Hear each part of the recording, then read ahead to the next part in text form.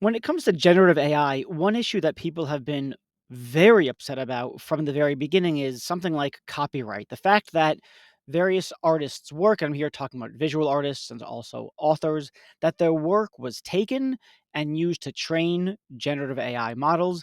And that's not right. They shouldn't have done that. There's something wrong about that. Sometimes it's characterized as a copyright or an IP violation. So it's a legal issue. Other times, there's certain kinds of harms articulated, like you're using their work to take their jobs. There's different ways of characterizing the sort of ways in which people are upset, but this kind of concern was expressed pretty immediately after generative AI became a thing. Now, I have to say, I'm not completely convinced people ought to be upset as they are, or at least I have certain kinds of questions or concerns about it. Think about one kind of case in particular. This is just one example, but there's lots of cases in which artists get something from other artists. As a friend and DJ told me, Prince was highly influenced by Jimi Hendrix, and you can hear Jimi Hendrix in Prince in the same way, or a similar way anyway, that you might hear Stephen King in some output of an LLM, even though, of course, it's more, if you like, inspired by Stephen King to anthropomorphize it a bit than it is written by Stephen King. Maybe we should think about large language models or generative AI more generally as that sort of thing, loosely inspired by other kinds of artists, but not actually copying it, not violating copyright or IP law, etc. I wanted to talk about this with an actual expert on the ethics and the law of copyright and IP. So I talked to Darren, who's written books about this sort of things. Really surprisingly, sort of shockingly interesting conversation. I would have thought, oh, copyright, blah, how interesting could that be? Turns out turns out really fascinating stuff. I want to just highlight a couple of things here. I'm not going to go into the details. The short of it is that Darren thinks that there's no way this stuff, any of the lawsuits, are going to hold up in court, that our copyright law, at least in the US, is not up to the task or it doesn't cover the kinds of complaints that are being issued. It's not really violations of IP, it's not theft, and that we can think about a kind of moral wrongness in what's going on here, but it's not what you think. Two things to highlight here in this regard. Number one, I want to distinguish between the potential and probable wrong of stealing books and then training an AI. That's one kind of way you might wrong someone. And then separate from that is using the book to do certain things to which artists did not explicitly or maybe even implicitly consent to. Two different things. I think it's quite plausible that, say, an OpenAI stole those books, and that's not good, but it's also not a moral abomination. They should have paid $20 per book or something along those lines. So I don't think that's the thing to get worked up about, even though it is indeed a moral and probably a legal wrong. The question is whether using their data, the data that is the books, the pictures, etc., from various artists, using it to create generative AI models, in particular for commercial purposes, is ethically problematic. Once we're focused on that second sort of thing, what makes it morally or ethically problematic, things get a bit murky. And according to Darren, the most plausible way to think about this is not in terms of something like property theft or really not theft of any kind. Instead, the way to think about this is in terms of invasiveness, that using people's material, using people's, in particular, using their style or capturing and recreating their style is invasive to the self. It somehow compromises the integrity of the self. That's a weird view. And shockingly, it comes from a philosopher named Hegel. Hegel is well known among philosophers, less known among non philosophers. He's a phenomenally obscure writer. It's very difficult to penetrate what the hell he's saying. But the general idea is something like this: you are not just your body or your thoughts or your brain or your mind or something like this. You are a social entity. And here's an example of what that might look like. For myself, I'm not just my body and the things that I think. I'm also a father. I'm a husband. I'm a friend. I'm a philosopher, I'm a consultant, I'm an advisor, whatever. Part of what I am is my relations to other people. That's part of me. I'm not, if you like, this isolated thing or this entity that you could abstract away from my social relations. I am, at least in part, my social relations. Similarly, you might think I am my style, I am my book, insofar as my book or this podcast is it's part of me. It's part of what I am is to be this person who makes this kind of work, and I am in this work. An odd view, not crazy though. And if you think that it's plausible, then for those artists whose work is used, it's part of them that is being used, and there's something morally gross, invasive about that sort of thing. That's a moral case for thinking that there's something problematic here, not a legal case, right? Trying to convince at least a US court that uh, people are in their creations and thereby this is invasive of the self and thereby should be protected by law. That's going to be a really hard, claim to vindicate in at least a US court. So that's what we're exploring here. The first half of the conversation is really focused on, is there something that's gone wrong here from a legal perspective currently? And if not, how might we think about the ethics of this thing? So it turns out, super fascinating conversation. All right. So I think you've got all that you need for that. 2 housekeeping things that I always try to highlight. Number 1, please review the podcast, share it with friends, 5 stars, say this is the greatest podcast ever. I don't care if you lie. I'm an ethicist. I don't care if you lie in this regard. And the other thing is that if you've got any questions that you want me to address in the podcast, any issues, any people you think would be particularly well suited for this podcast, if you think you're particularly well suited to be on the podcast, please reach out to me, email me, em@reedblackman.com, em as in ethical machines at reedblackman.com. All right, let's get on to the conversation.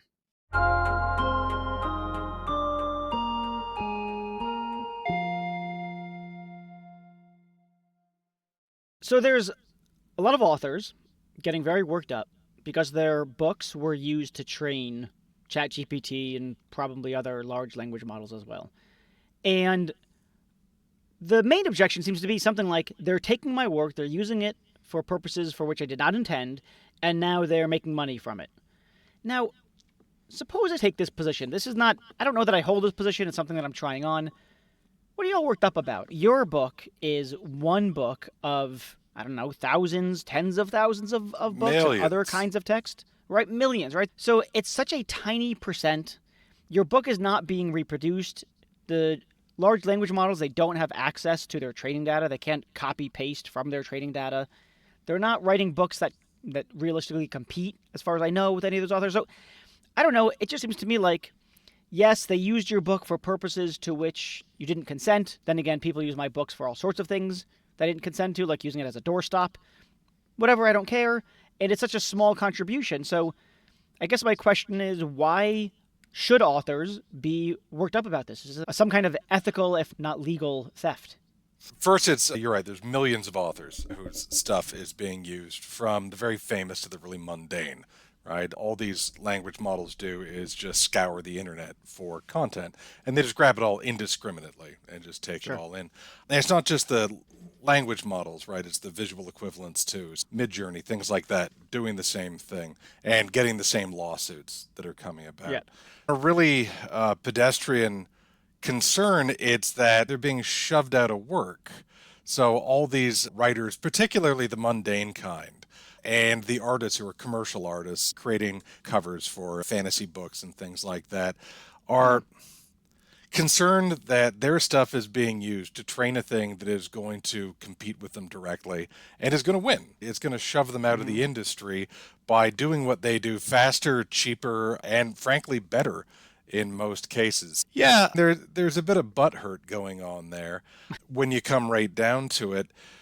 When they try and make like a more compelling argument, it's that these... Before you do that, let me say one thing about why I'm not sure I find that argument compelling in the first place, or maybe, and you can tell me why you don't. But yeah, look, there's bad outcomes for you. It doesn't follow from that anything unjust has been done. It doesn't follow from that your rights have been violated or anything like that. So Yeah, look, they might make some things that put you out of a job. Of course, that could always be the case in a variety of circumstances. You lose your job because technology has advanced, et cetera, et cetera. So there's a tighter connection there that I think it's going to make it more personal. I agree Yeah. with you. I don't think this actually directly justifies any complaints of moral undoing or something, but it's the fact that their stuff is being used to put them out of work. Now, of course, nobody promised them a job, or if they did, they shouldn't have. But the worry is that it's a really realistic worry. If you are a commercial Yeah. artist, you are about to be out of business. This is going to kill you. This it's real. It's legit. So are they being harmed? Yeah. So if we want to go with a harm metric, there's something to that. I think the concern tends to run deeper. I think the concern is that their stuff is being used to create something of value. So somebody's making a profit on this. So it's not the AI per se, it's that the AI is a tool that's being used to generate something of value, and they're not getting a kickback on that. Right? That's a secondary concern. Okay, so let me give you an argument that's probably a bad argument, but I'll float it. I don't know. I make screws. I'm a screw. I'm a screw factory. That doesn't sound great. I'm a factory that makes screws or some other kinds of things, and someone uses those to make some other thing of value that I hadn't planned on, and then they go sell that thing. They make, I don't know. I don't know what they make. Wooden horses. I don't know. That's a weird example. I have toys on the brain for some reason. The They high make value something. That's the 17th century point. toys. Yes, they're coveted. You don't understand the market for it. Yeah, all the time, people are using other people's things Sure. to make other things that they then sell. So why is this any different? Because you bought the screws. That can't be it, though. Okay, so look, some people might say something like, the reason that what you're doing is wrong is that you didn't pay for my book. So there seems to be like there's a one issue that the books were stolen, right? They went onto the equivalent of a Napster and they downloaded a bunch of books illegally.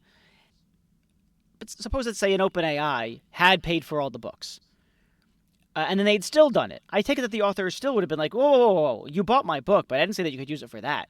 So it seems to me like that they've got to say that there are at least two wrongs. The first wrong is you stole my book, which frankly is a fairly petty theft, right? You stole my book, big deal.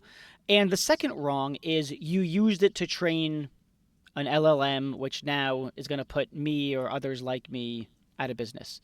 And it seems to me like the first wrong definitely happened, and it's also hard for me to get worked up about. Company steals books. Not good, but okay, here's some compensation. Here's the $20 your books would have been. I don't think they'd be happy. It's got to be the second wrong has to exist, I think, independently of the first one happening. Because we And can in just do this fact, hypothetical where they did pay. let's let's deflate both of them Okay. because really I can do my best to promote these arguments, but I really don't think either one flies. I think they're a smokescreen. So the first concern is that there is copying happening in the training of the language models, and that's true. This is exactly how it works. It scours the internet, and it makes what are called incidental copies of it, right? Every time you go to a website, you make a copy of that website. It's just contained in temporary memory on your computer, and then it goes away. So every time the models go and scour the internet, they're making copies of it. They're not retaining those copies, but they do Sure. make a copy, which, I mean, on the letter of it would seem to be a prima facie violation of copyright law, right? I have, as an author, the exclusive right to make copies of my stuff. The problem is that this is just how the internet works, right? This is how the technology works. And there have been case after case saying, look, this isn't a thing. This is fair use. So Google's been involved in any number of these as it's developed search capabilities and indexing and image searches, right? It makes little copies of things. And case after case have said it's permissible, it's fair. So So I take it that the grounds on which it's permissible is that it's fair use, and it's fair use because what they're doing with it doesn't constitute. They're not creating competition in the marketplace. fair use is a messy, complicated doctrine. Part of it is that it's not creating a market substitute. Part of it is the purpose for which it's created. There's at least four factors statutorily that go into that. But really, it comes out and says, look, it's for the public good. Ultimately, is what I think that comes down to. And that's the point of fair use in the first place. there are certain things that would be, let me back it up. So there are a bunch of different ethical models for what justifies copyright, but the party line in America is that copyright is there for the public good. The reason we dangle the carrot of copyright is to incentivize people to make stuff. And when they make Sure. stuff, we all get the benefit out of this. Hmm. But there are going to be occasions when giving somebody that sort of exclusive monopoly and control over their stuff is ultimately bad for society. And so fair use is one of those little widgets in the law that allows us to say it would be a prima facie infringement of copyright, but we want to allow it for X, Y, and Z reasons. And the flexibility of fair use allows them to move it into whatever predetermined answer they want. Okay. So this comes out and says, look, this kind of technology is good for us. We want to allow for this. And based on that kind of precedent, insofar as there's precedent, which is a squishy thing in copyright, the fact that the language models are training on this and making incidental copies, it's not going to land. It doesn't Hmm. matter. But it Okay. was an attempt. I think the concern, one step beyond that, is that they are getting outcompeted, and that's a legit concern. If you can file a class action suit and a bunch of you can get in on this together, you can actually afford to sue OpenAI and maybe get them to do something. But it's a shot in the dark. I think, look, behind this is existential terror. Right. I think it comes down to here's this thing that I've spent my entire life believing made me special, right? I've been training my entire life to do this, making art, writing, and now Sure. here comes a thing that just stomps me out. It takes this thing that was special and it just Sure. shows me that I'm not special. I think it's horror. That's And okay. it's like So it's two not a things. moral argument. It's just it's Right. a death throw. They're flailing. One is exactly the point you made, which is that's not an argument. I'm suffering from existential threat, thus it shouldn't be permitted. That's not going to fly. The other thing that is arguably, it seems to me that's not justified. I mean, I rock climb. It's really hard to do. It takes a lot of effort, but you can build a robot or some kind of machine that climbs rocks better than me. I don't then think, oh my God, the joy that I took in rock climbing is gone because there are other things that climb rocks better than me. Or if I see a mountain goat or whatever, there are amazing climbers. They balance on nothing. I don't think, there's no point in me climbing anymore. So why should I think it any more than if I do philosophy and there's a better philosopher than me? I think forget it. There's no point in me doing this anymore because there's others better than me. So why would the existential threat even be justified? There's a couple of things, right? One is, again, a fairly pedestrian version of this, which is you're not in competition with a rock climbing robot, right? It's not going to Sure. knock you out of the game. So when we're Yeah. talking Yeah. about professional artists, they are in competition with these things and they are going to be knocked out of the game. It's a real world, but fairly pedestrian concern so far as it goes. So from the existential argument, right? The existential argument is like I've got a decreasing sense of self worth. Yeah. And Whereas look, the other thing is I'm going to be out of a job and then I can't provide for my family, which is a so there, legit concern. So Yeah. aside from the ethical concern, there were huge artistic concerns over the past year about that's not art, Mm. right? Regardless of putting me out of work, it's Yeah. not art for whatever reason. And we went through all this 200 years ago with the invention of photography, right? Mm. Along comes this technology that can do everything that the portrait painters can do faster, better, and cheaper. And they all screamed and complained, right? This is not art. It's just technology. Anyone can do it. But it was the death throes. It was the same death throes. And they had to find a way to justify their own existence again. And they did. They created modern art.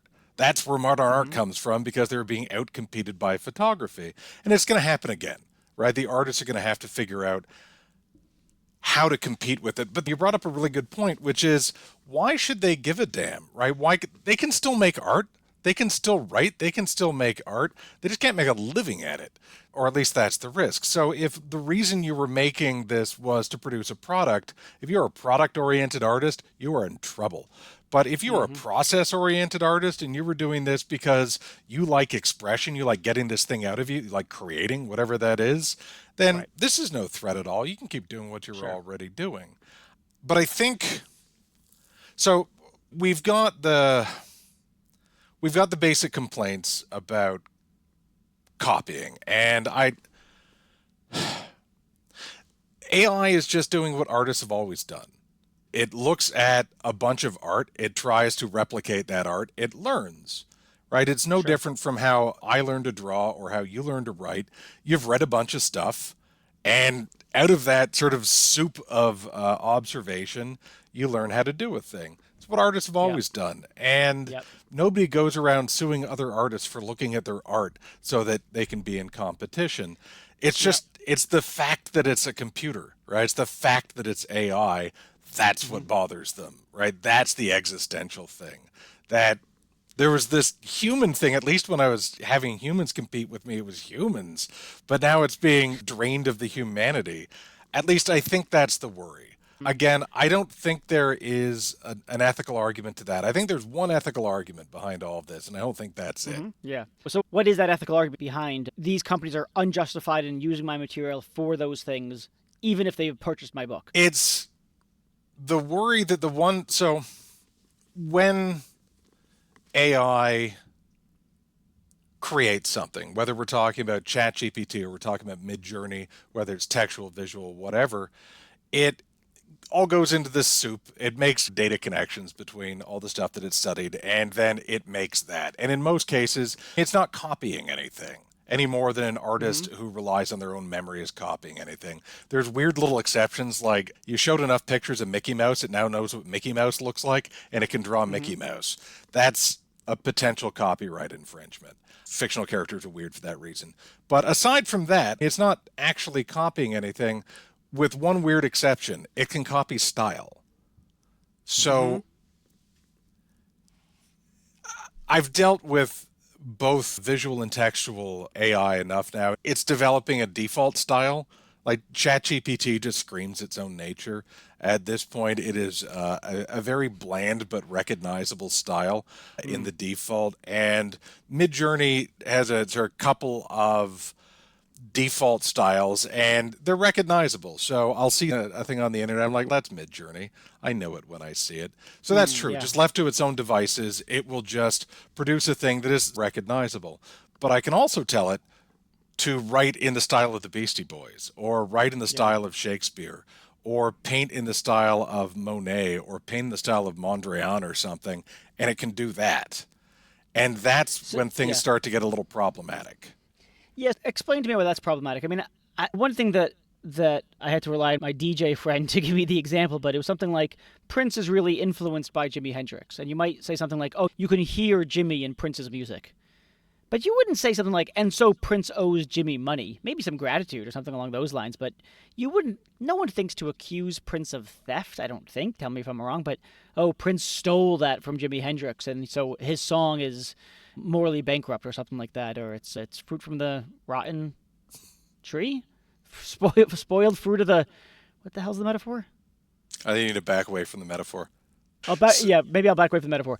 But okay, go ahead. Yeah. all right. So normally when I'm teaching about copyright or talking about copyright, I put it in terms of property, right? I think property is our traditional model. Whenever we're looking for a way to justify copyright, we go to old property models to do it. So the two Okay. biggies are Locke and Hegel, Hmm. oddly enough. So Locke has the acquisition theory that you deserve to own a thing because you labored over this thing that nobody Yeah. owned and you put value into it, and so you get to own the thing. With the land. Exactly. With the Yeah. unowned common, you get to own the thing. And so this is a reasonable model that my students understand. And then you get to say, Sure. Yeah. look, taking somebody's intellectual property, which was produced with intellectual labor, is like stealing somebody's car or trespassing on their land. I just have to put it in that sort of model. And that's reasonable. This is, we think of it as theft, but intellectual property is weird. It doesn't work that way, right? You don't Mm, take it. It is not that sort of competitive good. You're making a copy right. of the thing, and that was the problem.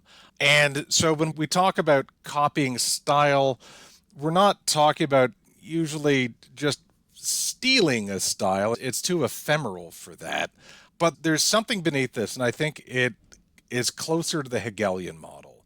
So Hegel's idea is that you come to own things because you put yourself into it, right? You have appropriated part of the world as part of your personality. That property is the will's attempt to actualize itself. You put yourself into the world and you absorb that stuff. It is literally you. It's an external part of you, but it's literally you. All right, this is the Hegelian thing, which is weird to Can you give American me ears. just give me a normal? It's not weird to non-American ears. Can you give me an example of what that would be like? I mean, I get that people get attached to shit that they make. Sure. I built this with my own two hands, but I wouldn't then go on to say, "Oh yeah, that house is that's a bit of you now." I would Okay. just say, "You really care about this thing." Am I missing something that Hegel's trying to push? Yes, you are. So Yeah. the ordinary way of thinking about it is think about, well, your style of dress. From what I can see, it's innocuous. But when you start to develop your style, you have You mean stunning? You mean the word that's you're what I looking for is meant. stunning? Sorry, Yeah. it's Canadian. There are a million styles to choose from, a million ways you could go with that. And you start building wardrobes, right? It's not a way I normally think about this, but you start building wardrobes in the sense that this is me, right? This is my style. Mm-hmm. This Sure. Yeah. is Yeah. how I'm going to work. And Literally yesterday, I tried on two pairs of shoes, and one of them, my wife said, "This one is more you, and that one is Eric, my friend, my good friend Eric." I was like, "Yeah, that's exactly right. This one's Eric, and this is correct. yeah, yeah." So yes, Okay, so we start to get a sense of this, right? We collect things from the world, and then certain things are us and certain things aren't us. And at a certain point, you give up on that style. Like the whole punk thing I was rocking in the 90s, you know what?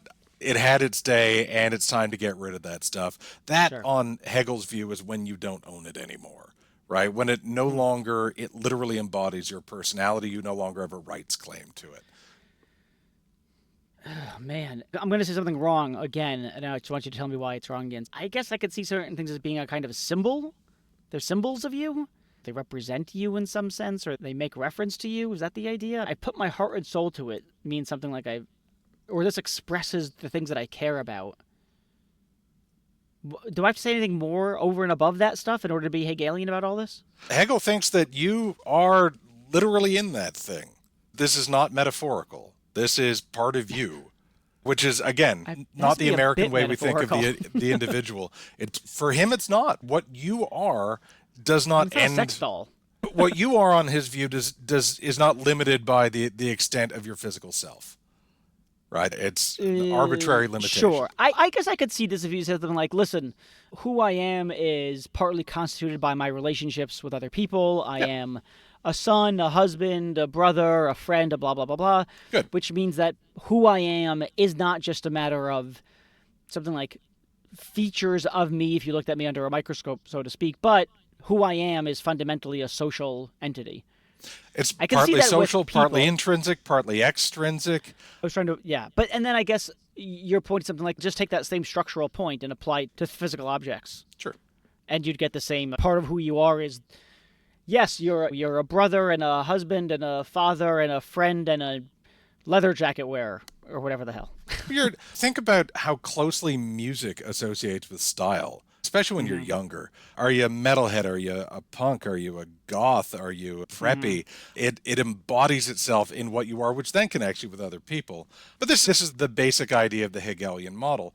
Now, I was saying that in the U.S., there's very much this instrumentalist approach to copyright. So it's there because it serves the public good. The continental European model is very different. It's very much based on this Hegelian idea of personality rights. See. Yeah. Does it Oh, actually, historically speaking, come from Hegel? Or does it just happen to be also Hegel's view? oh no, it's Hegel via Kant. Hegel has written more actually about it in Philosophy of Right. Kant had a little bit to say. But oh yeah, this is the philosophical underpinning to it in continental Europe. Historically, British copyright's older. It goes back to 1709. And that's very much a practical concern. But the continental Europeans, the Germans and the French in particular, got a hold of this and said, here's a good idea. You own it, whatever it is, the thing that you've made, because there's a stamp of your personality on it. Right? That's the model. Not literal Hegel, but it's definitely following the coloring Sure, in the sure. lines. Causal chain leading from Hegel to EU copyright law. Absolutely. And so Interesting. you get to own the thing that you wrote or you drew or you painted or you photographed because I can see you in it. Right? It's got your style in that sense. The EU copyright isn't about style in particular, but I think it's the easiest way to look at it. This is a Van Gogh. This is a Picasso. This is a Shakespeare. I can see it, right? I'm familiar with his stuff. That's his stuff. I think it's also something like if this is plausible, it would be an explanation for why an authentic Picasso is more valuable than a Picasso, another painting that is indistinguishable visually from the real Picasso, but it's not Picasso. Sure. And that's because Picasso's in that one, he's not in that one. Yeah, we can talk about it in one of the terms is aura, right? It has something special just in that object. I don't know how I buy into aura, but I get the idea of Yeah. style. So I'm good with style on Yeah. this. So if I think I know the answer to this question, but I just want to make sure. In the past, I would have said something like, "Look, if it's going to be some kind of theft, it's got to be some kind. If there's something wrong here, it must be some kind of theft. Maybe there's some kind of legal theft going on, but I'm not a lawyer. I'm not an expert on copyright or IP. I don't know. What's more, it doesn't settle the ethical question, which is ethically speaking, what ought the law to be? What ought the IP or copyright law to be, especially if it's underdetermined in this particular case. And then, so that's one question. And then relatedly, is there some kind of moral theft that's going on? Like OpenAI engaged in some kind of ethical or moral theft of authors' data? But I think that what you're saying, and tell me if I'm wrong about this, is that the Hegelian conception rejects both of those. Or rather, not doesn't reject it, but it's not talking about moral ownership. It's a different kind of thing that connects people to their creations that is not well captured by using the term ownership. Yeah, I think that's right. Hegel talks about this in terms of property, and we can talk about it in terms of theft. But ultimately, I think you're right. It distracts from that way of thinking. Okay, so take the idea that there is literally some of you in your style, in the thing that you've created. If Sure. you're an artist, if you're a serious artist, you've spent your career figuring out what this thing is, right? When you Yeah. started, you didn't have a style. All you did was copy other people. You replicate other Yeah. people. Yeah. You try on different jackets until you figure out which pair of shoes is you. And you're like, all right, Sure. this is it. This is the pair of Yeah. shoes. Got that covered. Good. All right. And you work on your pair of shoes. And this is you. And everyone's, yeah, those are Yeah. your shoes. And then somebody comes along and says, yeah, those shoes are great, and make a perfect copy of it. It's theft is maybe the easiest legal analog we have to that, but it's not quite right. It's more personal than that, right? If I take your stuff, I've taken your stuff. But if I take your style, the Hegelian thinking is I've taken you, right? I've taken something about you. And that's personal. It's something that you have spent a career building if you're an Yeah, artist. I could see that. I've done a decent amount of writing. I think I have a style of writing that I think a lot about. The way that I write is extremely intentional. And yeah, if someone wrote a book, especially on the topics that I write on, in my style, yeah, I'd be pissed. Yeah, Justifiably. I think pissed is going to come second. What's first is horror. When you see, With me, anger is always the first reaction. But go on. look, if you think about this as a literal embodiment of you, right? This is your personality embodied in Yeah. this thing. Then seeing your personality embodied in a thing that you did not make, right? This is the definition of abject, right? It's something that should not be outside you, that is outside you. It is like seeing blood spilled on the ground, right? That doesn't belong there. Okay, I'm on board enough. Okay. It's not crazy. So let me But then I keep running think, with this model. Hold on. okay, great, good. So instead of thinking of it as ordinary property theft, think of it as closer to stealing biological tissue, right? There's a whole legal background to that too, Yeah.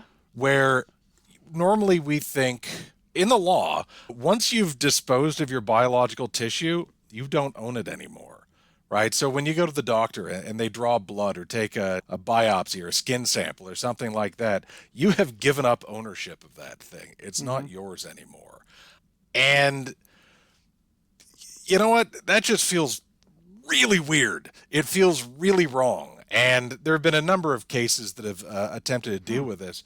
But when somebody takes my cells and then does something with it, that's theft is not quite the right word. This is invasive, right? Right. That's what Yeah. that feels like. Is this related to the Henrietta Lacks case? Sure, it fits right in there.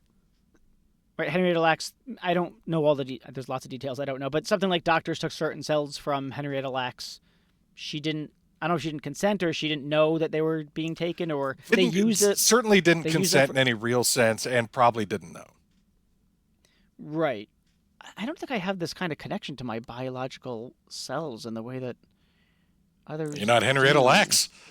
I'm not Henry. I'm trying to think if someone stole or if someone took some. They took a piece of my hair or whatever, and then from that they fashioned a new cure for cancer and I don't know, cured millions and made billions.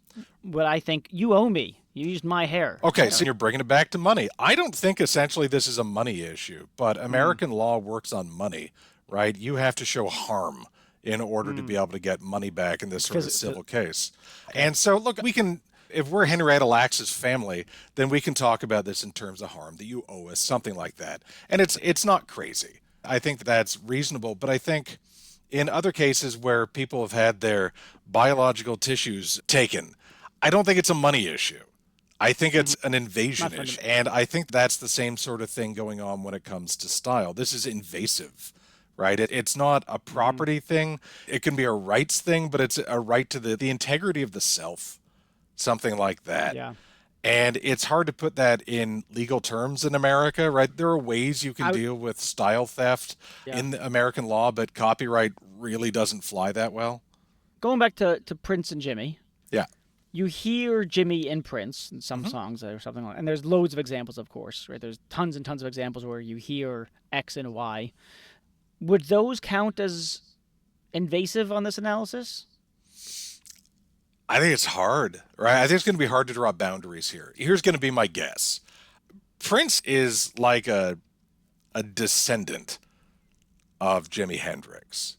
Okay. And that's, let's call it a natural, unproblematic way for your blood to get into somebody else, right? To move along, right? You have children, Okay. your blood passes along, and this is normal, and everyone expects this. Sure. But having it drawn out of you and making Prince, now we got a problem, right? Jimmy's not going to have a problem Sure. that there are people who are influenced and even absorb some of this. Jimmy's coming from a blues and jazz background where this is normal. Right. This is what is done. But Yeah. somehow just coming out and replicating, that's a problem. Okay, so let me just figure out where we are now. You might think that authors, writers of text that were used to, their text was used to train a large language model or a stable an image generation model. It's not clear that there's copying of a legally or ethically problematic nature. It's not clear that there's sort of a piece of property. There is a piece of property that was stolen, in fact, historically, how it went on, but that's incidental. I'm inclined to think it's incidental. And so, are we at a place where the only sort of legal grounds are going to be the kinds of grounds that we would find in Hegel slash Kant influenced Europe, where we have to think that the wrong is a wrong? I don't even know if this is a phrase, but something like a wrong of invasiveness. Yeah, I think that's what it comes down to. Frankly, I think that most of the lawsuits that we're seeing now are death throes. It is people who are seriously in trouble professionally, right? They look at this as the end and they are doing anything in their power to not right go into that. So we saw the sort of negotiations that the Writers Guild was going through with Hollywood, right? That's this. That is fear that they are being put out of work. But there's not much of a legal claim there, very little, and Yeah. it's probably all going to get swept away. There's not too much of a moral claim. It's just this is the animal caught in a trap, right? And it's doing what it can. And it's pitiful. And I don't mean pitiful in the, oh, that's too bad. It's pitiful. Yeah, I get it. Wow, that sucks. Or pity. Yeah. But I don't think that there's going to be much in the way of legal or moral argument to that. The Yeah. one hole I see is the style issue. And I think it's deep and I think it's personal. And I think it's what's behind a lot of this anxiety. But yeah, certainly the law has problems dealing with it because American law, especially in civil cases like this, depends on harms. And this isn't easily translated into harms. We can talk Yeah. about psychological harm, right? There might be something to that. Yeah. But even that's, it's hard to measure. But the psychological harm is downwind of the wrong, I right? think so. You suffer the psychological harm because you've been violated in that way. It's not the I think it's not that's the right. being upset that is the harm, it's the violation. Exactly right. And so I don't think we have much of a legal model to work with here. And people will try and find a way. And they have. And there have been lots of lawsuits over sound-alikes where Yep. it sounds like it's Tom Waits, but it's not Tom Waits, right? There's Yeah. lots of cases like that. But we don't even have, given the sort of models of ethics that we have from deontology, utilitarianism, we don't have this there. Right? It's not a clean fit. It doesn't fit in nicely. And so we end up with something like a moral instinct on this that doesn't land anywhere familiar. And that's hard. I can see that's hard. Yeah, because I see the appeal of the argument.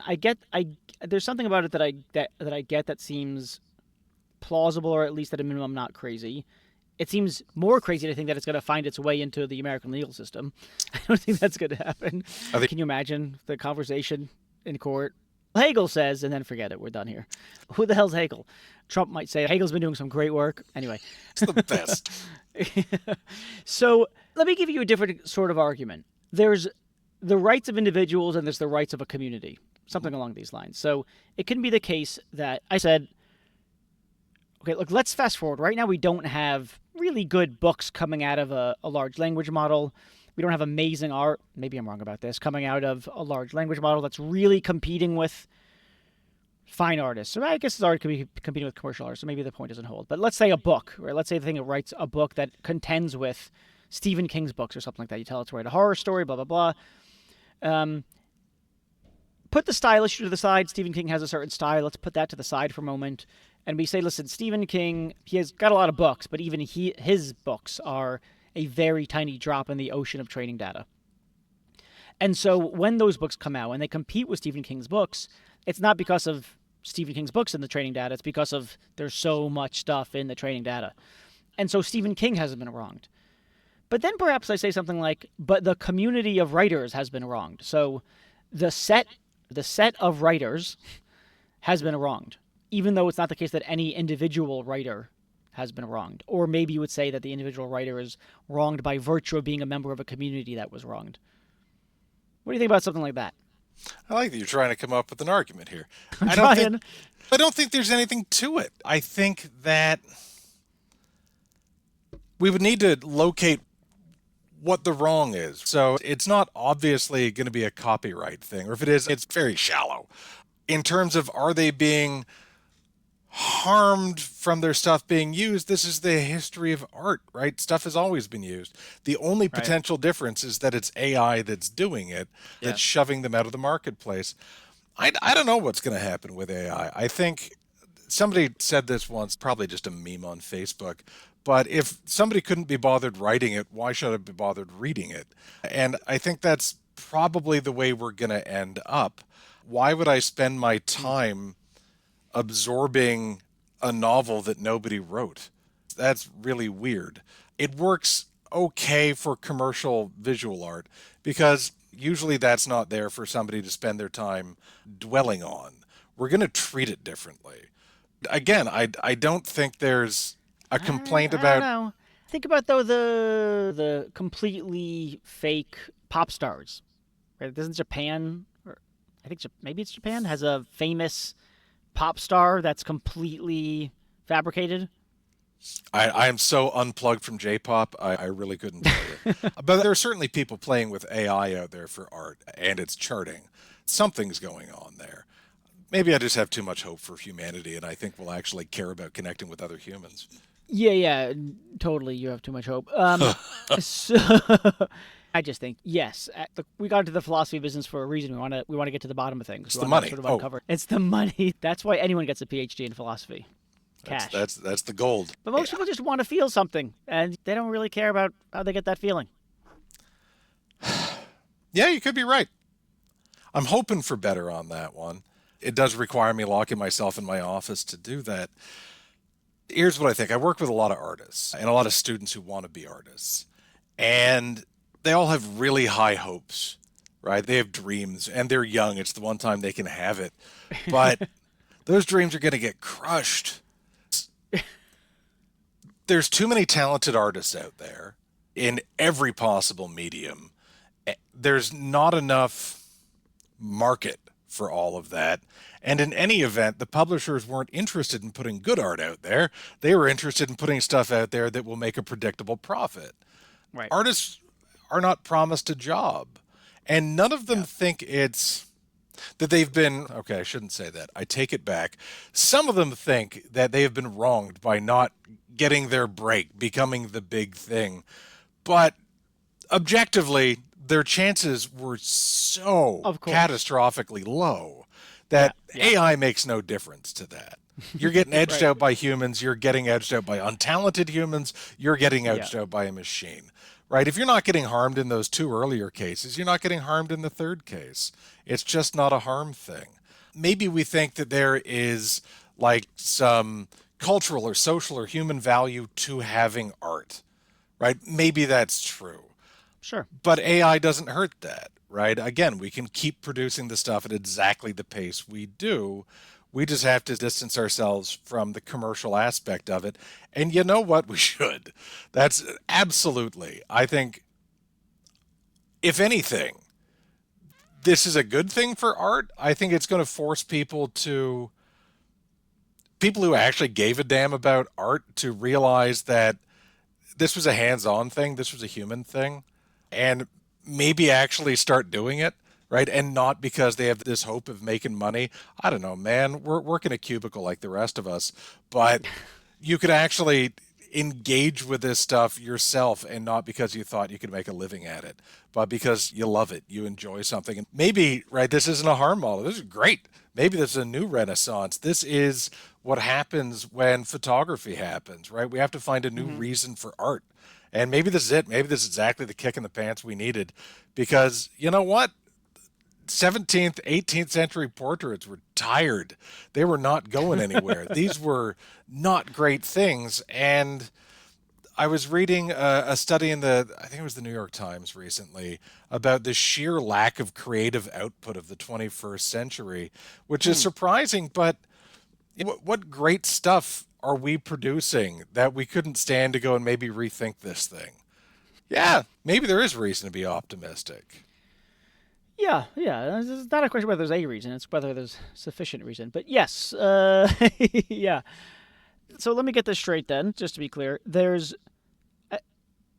It seems that you think that there's neither a legal nor ethically sound position in defense of the idea that OpenAI, for instance, did anything wrong other than the literal theft of the book itself. No, I think there is a moral issue with the taking of style. I do think that's Uh, true. I just don't think we have yes, a but nice it's not. background to set that up. Sorry, the only defensible position on your view is a moral one, and arguably in Europe also a legal one, maybe, which is the you are in these style is a case in which the people who created the style are in that style, and so taking that style against their will for some other purposes is a violation of their selfhood or something along those lines. Something like that. It's going to have a problem in copyright only because copyright has been built into this scaffolding that is now pretty solid thanks to international treaties and things, that you have to have a work that's infringed. You have to point at that thing that Mm, has been copied. And style is slipperier than that. Style is either bigger or interesting, yeah. smaller than a work. And so I do think there's a moral claim here, at least a basis to one. I don't think we could even easily translate that into like European copyright because it's still working on this idea of the original work of authorship. And a style is not that kind of thing. You don't find that in a work. So there's I could concoct something that kind of works and I could call it a style, but it's going to get thrown out of court. It's not going to fly. But I don't think we were worried really about the legal issue. It's a mechanism that's supposed to reflect morality. I think there's a better moral claim, but I don't think we have the sort of moral scaffolding to easily deal with that either. I think we get this moral horror, at least the artist will, and I think it indicates something. Exactly how to build that into something. It's not a harm model. It might be a rights model, but you're right. It's an integrity thing, right? It's a violation of integrity. The law will want to make that a privacy thing, which is just fucking weird. But I think it's an integrity issue. Yeah. Yeah. It's super interesting. But yeah, the probability that the law is actually going to embody or characterize or articulate or express something along those lines it's got to be slim to none. If you're waiting around for the law to reflect all moral trespassing, then keep waiting. It's not going to happen that way. Yeah. Doesn't mean it's not wrong. All right, Darren, thanks for giving a lot of subtle analysis that I've not heard anywhere else. I certainly haven't heard anyone say Hegel in this context before, but it's been super helpful and interesting. So thanks again. Thanks, Reed. Been the best thing I've done all week. I don't know what else you've done. It could be a low bar. It's Monday.